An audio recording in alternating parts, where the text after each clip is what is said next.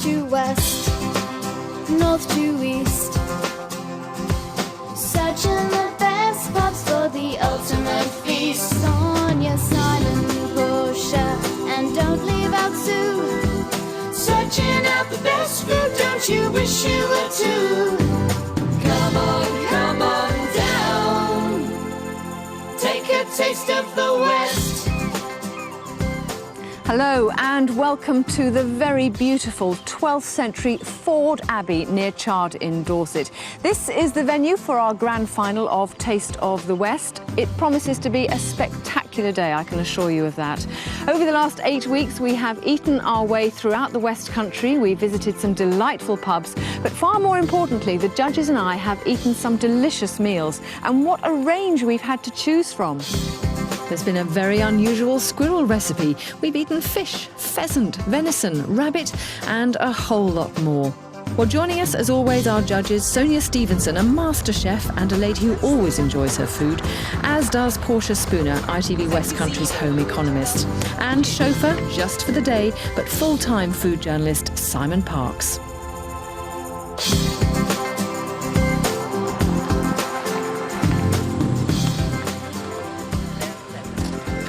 Hello, did you find it all right? Oh, it's our spiritual home. We've Where been else here would we before. go? We're like homing pigeons. It's the most beautiful place to come back to, though, isn't it? It's fantastic. So are you all looking forward to this year's final? Yeah, I want to know, what are we having to eat? I can't tell you. I mean, my lips are sealed. Well, who's cooking first? And I'm not going to tell you that either. I'm going to leave you in suspense. We're going to change the rules slightly for this final. You've got to wait and see. The anticipation will have you in absolute torment. So no little hint in advance? No little hint whatsoever. All I can tell you is it's going to be stupendous. You are going to enjoy the day completely, I'm Don't sure. doubt that. Oh, right. So who are the finalists then? Well, we've got the Royal Oak at Withypool and secondly the Golden Lion at Tipton St John. And today they're both here at Ford Abbey in Chard. And all we can say is may the best man win. First of all, we begin with the Royal Oak, and the landlady there is Gail Sloggett. Gail, first of all, congratulations, not just to you, but to Dan, of course, on getting through to the finals. How do you all feel? Fantastic. I mean, it's just brilliant. Now, he's up against Frankie, Right. our man from Tipton St John. How do you think he's going to do? I think he'll do extremely well. And he's in a beautiful setting, a strange Perfect. kitchen, that's the only No, thing. he'll cope with that. You Yeah, think so? Absolutely, yeah. Great, all right. Well, we wish you well, but Thank we you. more so wish Dan well. Yeah, definitely. He'll do Yeah. well, I think. I think he will too. Excellent. Yeah. Dan, first of all, congratulations on getting through to the final. How does it feel?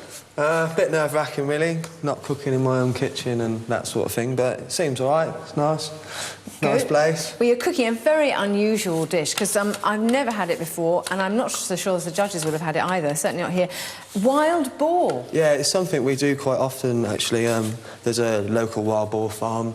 A guy called Andy runs it. It's got a pretty strong sort of herd, so it's sort of something that we do for specials, and we can put it on the menu whenever, really, whenever sort of they come to size and that sort of thing. It's really good. Great. And you've got lots of local vegetables with cabbage, that sort of thing. Just run me briefly through it. Yeah, we've got sort of Somerset swede, Dorset cabbage. It's got a nice Somerset apple brandy for the sauce, so that should be quite nice. Sounds lovely. Just tell me, are you a little bit nervous at this stage? Yeah, quite nervous, really. You think you're going to do all right?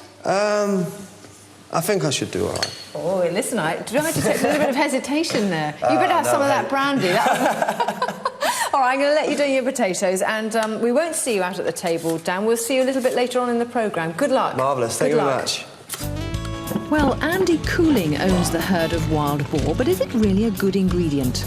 There's lots of people that are willing to try the product, and the good thing about it is once they have tried it, they invariably come back a second time. So there's no doubt about it that it is a popular and it is a good meat, and I'm sure that it is going to take off in this country. There's no reason why it shouldn't do. But the meat deserves to be up amongst the best of them, and you get a chef who knows how to cook it properly, which Dan obviously does. Good luck to him. I hope he goes on and does really well. Well, there's a lot riding on this. Dan begins by frying strips of streaky bacon in olive oil, to which he adds chopped Savoy cabbage. In goes the seasoning, some freshly ground black pepper, and then, of course, a knob of butter. But let's make it Devon, of course. Next, for the cider apple sauce, Dan adds some diced apple to a pan and caramelises it with lots of brown sugar. And then to keep it nice and local, pour in Somerset cider brandy, followed by lashings of cream. And then a little bit of jus, which Dan had prepared earlier. Ooh, better have a quick taste. Yummy. Now, sliced Jersey raw potatoes have been blanched and they're popped into a pan with olive oil and some shallots. Next, the wild boar, which has been marinated in oil and herbs, goes into a hot pan and is simply fried until it's cooked and golden brown. And then it's more or less time for serving up. The cabbage and bacon lardons are put into a mould, and it's served with swede shaped into quenelles. And just look at those sliced potatoes. Delicious. And finally, the wild boar chops are sat perfectly on the top. All finished off with that cider and apple sauce. A worthy finalist indeed. Now, ladies and gentlemen, don't forget, we don't have our chef bringing in food. We've got Jessica and Emily, so thank you very much indeed, because obviously we don't want you to know who is actually cooking the food, but I'm sure you may have your suspicions. Thank you very much, ladies. Thank you. Oh, wow, what a smell. Now, I know you're all whispering, you know, as though, you know, maybe a signature mark here of who's cooked it, but Portia, before you think about who's cooked it, just tell me what you think of the meal. Well, it looks gorgeous. Is that mashed swede we've got here? I love swede. And I'm guessing this is apple on here, which looks lovely. It smells gorgeous. It looks like a couple of very hearty pork chops. And for me, it's the cabbage and bacon's bit of a give. I'm not going to try and get it out of you, because I know you won't tell me who it is, but I think I know who's cooked this. I reckon this was a very happy porker when it was culled, shall we say, because it's got loads of fat and bits on it, and if we don't want it, we can cut the fat off, but that means the meat's going to be really good. The meat is not what I was expecting. I thought loin. I thought we were going to get some sort of like a roasted thing and then sliced, and these are, as you say, I mean, much more like chops, aren't they? And I'm getting very excited to know how it's going to taste. Oh, the potatoes are fantastic. Are they? They're gorgeous. I wonder what fat they've used to cook them in. Wild boar fat. Oh, God, lovely. Oh, they're delicious. Is your meat cooked just gently pink? Yes. It's lovely, isn't it? Perfectly cooked. Well, you don't really think of pork being perfectly cooked when it's slightly pink. People sometimes think that wild boar is gamey. This doesn't taste gamey. It just tastes like quite full-flavoured, rich pork.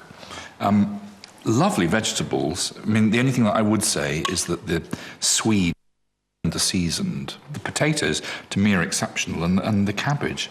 I don't know what else to say, really. I certainly don't know whose food it is. That's what I was going to ask. I'll leave my colleagues to ponder on that one for the moment. OK, Sonia? I think this is lovely. I think they're very brave to have left that amount of fat on the pork, but there are some people that really do love it and will eat it by a mouthful. It's very nice. I think the texture of the meat is almost un-pork-like because it is so tender. It's extraordinarily tender. I hope this is exactly how they do it in the pub, because it's a great pub dish. If I could cook at home a pork chop that was as moist as this, I'd be very pleased with myself, because it sometimes can be so dry. I know it's boar, but it's of the sort of same sort of thing as pork, same sort of cut of meat as a pork chop. And it's just deliciously moist and tasty. And, well, I think whichever chef it is, he's definitely earned his place in the final. It's a very lovely nice dish. That's a nice thing to say. All right, well, we've still got a bit to eat up yet, so let's do that, and then we'll mark in just a bit. Good bird.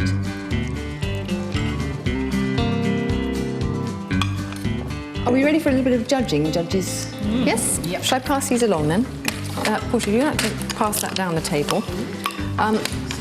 The price, the grand price of £12.95. And if I can just say, everything is local. Even the brandy in the brandy sort of, sauce, bar the fruit. That was the only thing that wasn't. But otherwise, you're looking at, 15 miles radius of the pub. I couldn't think of a better way of presenting a dish like that. And I thought he was quite stylish in the way that he'd done the sort of shape the bits of swede and everything, but it wasn't overdone. And I just thought that it was just simple but restrained, but yet quite well ordered on the plate. Well, look at these scores. This is just what we want for a final. And it does seem as though the judges are all thinking the same way. Look at that, top marks. Well, by the contented looks on your faces and the fact that the papers are turned over, I think you've finished marking. So shall I have them here? And then we can have a little summing up. Oh, my goodness. What have we got here? Right. Well, if I was clever now, I could almost say I know what it is, but I can't quite. So we've got... divided by 3. Right, well, I have the score. Judges, I'm not going to let you into the secret as to what it is, because that would give the game away completely. But viewers at home, there is the score. You can see what our first chef has scored.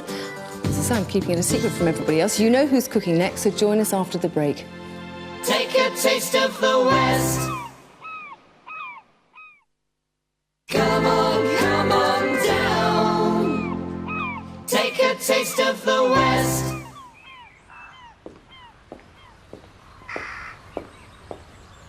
Welcome back to Ford Abbey near Chard and to the second part of our grand final of Taste of the West.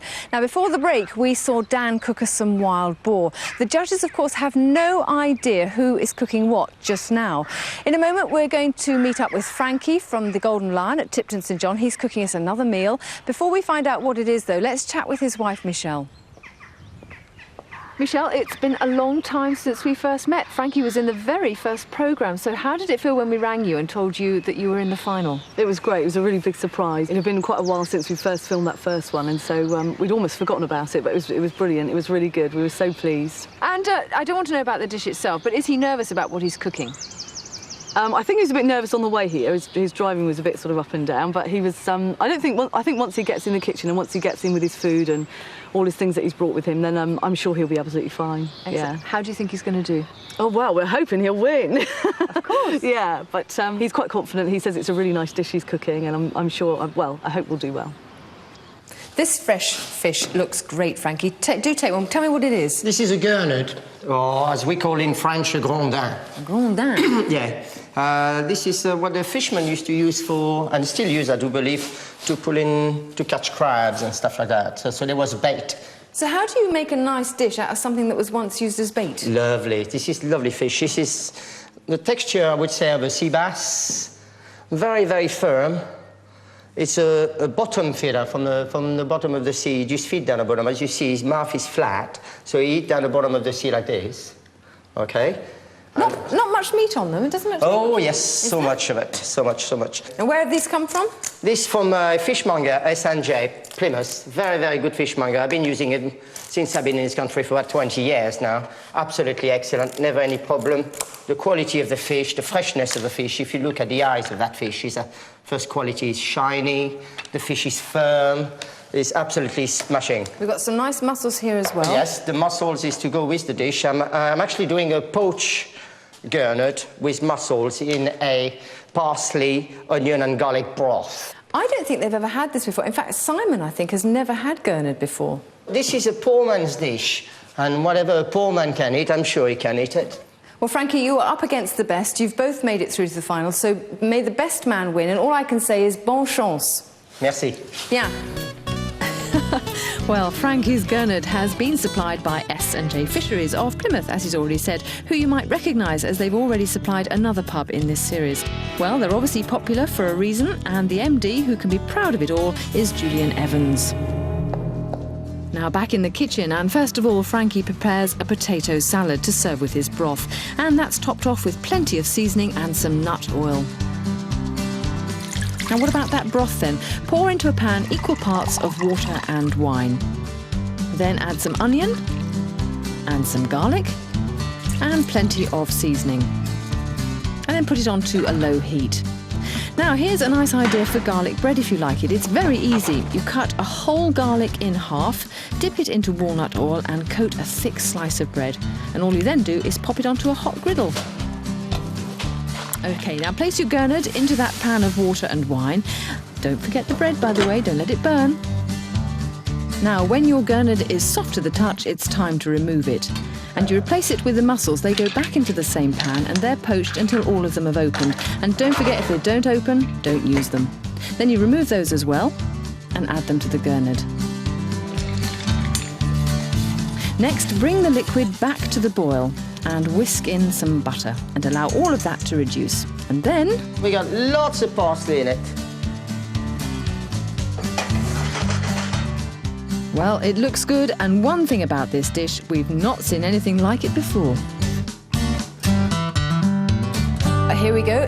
Thank you, Jessica. Yes. Thanks, Emily, again, for kindly bringing it into us. Gosh. Parsley I sauce. say, look at Unlike that. anything. Thank you. Whoa. Look at this fish. It's an evil-looking thing, isn't it? Especially when it's facing you. Yes. Scrummy. Can we try that? Yes, I'm going to. Really sort of waxy. That's a good idea. Do you think Potatoes. you'd like to do mine as well? Quite a Yes. nice plate to look at, isn't it? I just wonder what your first impressions are of what you think. The mussels have come as a very pleasant surprise, little bonus. And it's unusual to see the fish whole lying this way round with his head still on. There's a lovely curve to it. It's all very beautiful. And the sauce, to me, is lovely. I like rough chopped herbs rather than being like sawdust. You described this as parsley sauce, and immediately my mind thinks to white sauce with loads of parsley. And this is fascinating. Just shows that this is Frankie, I reckon, because no English. But you call it beautiful. I think there's something quite evil about this chap. I've got his eyes just staring at me, and I can see there's teeth here. I mean, he's quite an aggressive so-and-so, this chap. But this isn't English pub food, is it? It's wonderful. Well, it looks wonderful. OK, well, without further ado then, let's tuck into what is really our last meal.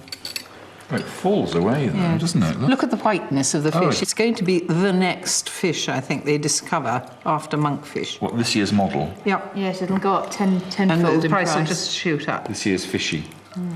He did say it's like a poor man's meal. It's lovely, isn't it? So moist. It's very bony at the bottom, isn't it? Yeah. Nut oil. Gorgeous salad. What's he done this bread in? It's like it's almost as though he's done it in lard or something. I think it's in oil, isn't it? I think No, he's done it- It's oil. Olive oil. I think olive oil. How about a little pause for thought? Simon, if we start with you and first impressions.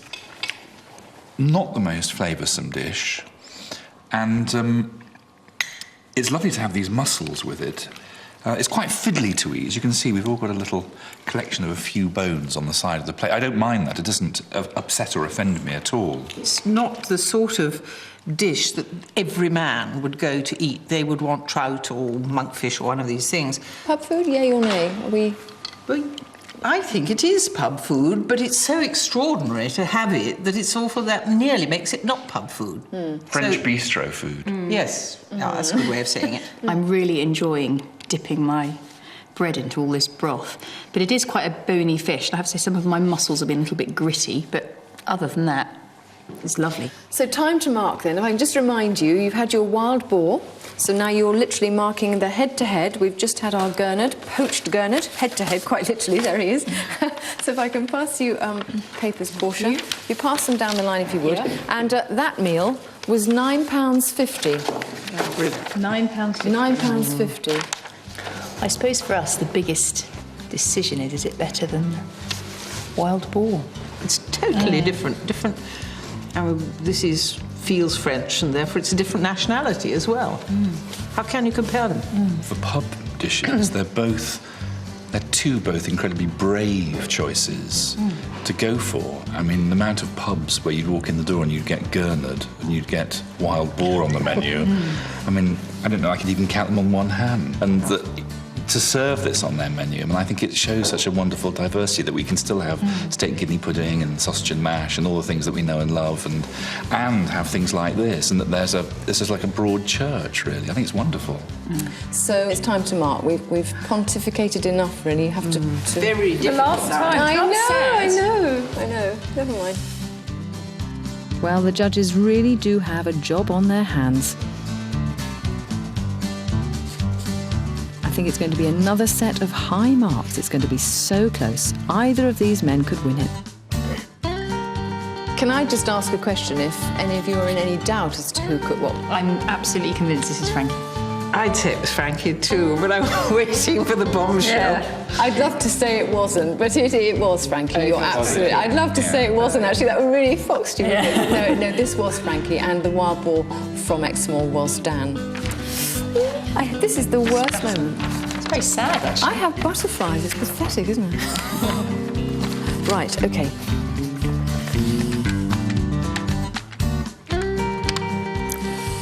Right, well, I know the scores, of course, and normally at this point I would say we'll call in the chefs, but I'm going to have to say we're going to call in both chefs, so before I can reveal any marks, that's what we'll have to do. So we'll all have to just take a breather, have a glass of wine for a minute. Let's get everybody back in.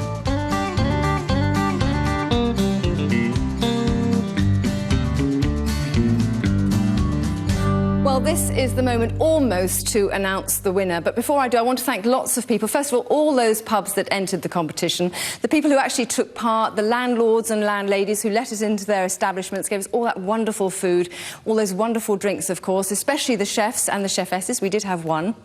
I want to thank the judges as well. They do a fantastic job. You think it's so easy going around eating all that food. It isn't, I can assure you, when it comes to marking it. It's very difficult, judges, is it not?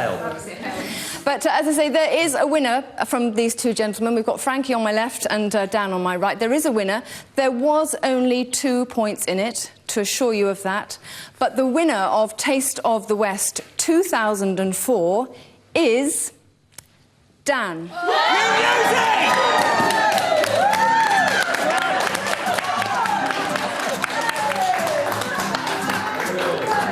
And a kiss. Thank you so much. And I mustn't forget, Frankie. Thank you very much. 2 kisses for the loser. Frankie, thank you so much. Well, that's it. So it was so close, and both chefs are just fantastic. They really are. We've had a lovely time. We may be back for more. You never know. Meanwhile, from all of us here, cheers. Cheers. And bye-bye. Oh, look at that. Yes! South to west, north to east. Well, we've eaten some great dishes, and if you'd like a fact sheet of all the recipes from the series, then do write to us. The address, as always, Taste of the West, P.O. Box 4000, Plymouth, PL7 5YU. Happy eating! Take a taste of the West.